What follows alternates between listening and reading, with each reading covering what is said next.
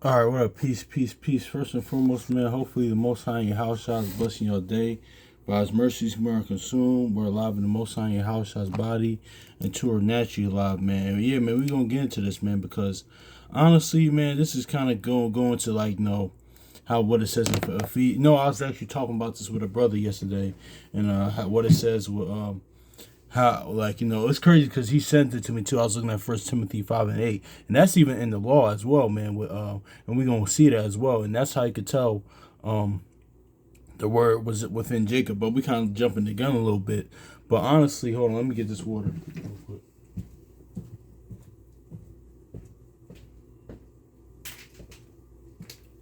But but honestly too,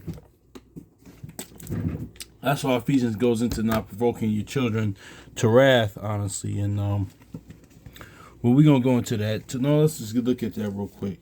But also too, how like it says, like how a man must provide for his household, more first inwardly, then like the physical household, man, because that even see now that even goes to Abraham. But we gonna get into this though.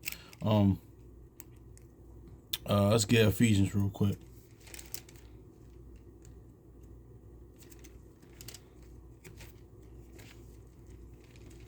This is just on the natural side, but we're gonna get this more in yeah. Ephesians chapter 6, verse 4 says, "And ye fathers, provoke not your children to wrath, but bring them up in the future and admonish the Lord." So see that, and that's crazy because yesterday on the train we was just talking.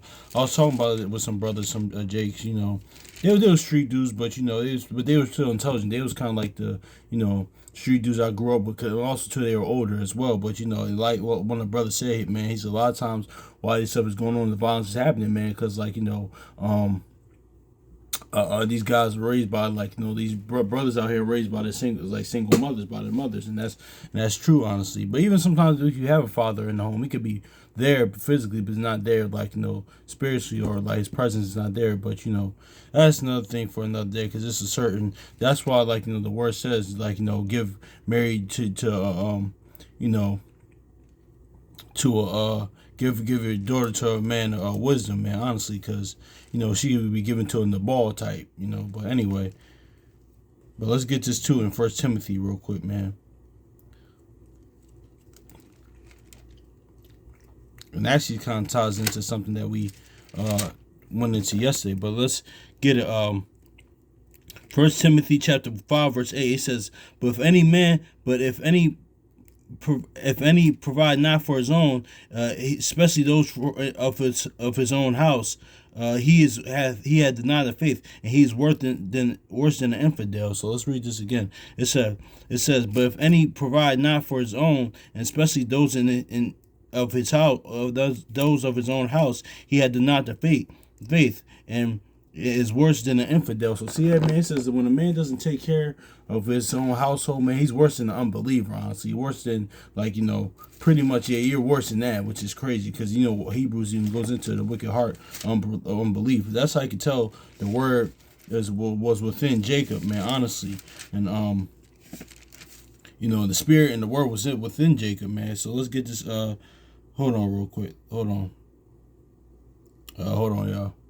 Genesis chapter 30, verse 30, it says, "For it was little which that has out before I came, and it is now increased unto a multitude. Yet the Lord increased it, and the Lord hath blessed me since my coming. And now when shall I provide for my own house also?" So see that?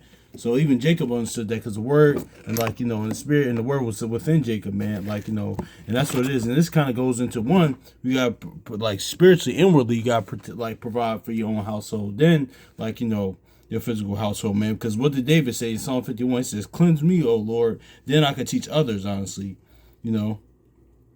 And that's why the Most High household was friends with Abraham, man, because how he commanded his household, he provided for his own household. Why? With the monitoring, with the faith, with the fear of the Lord.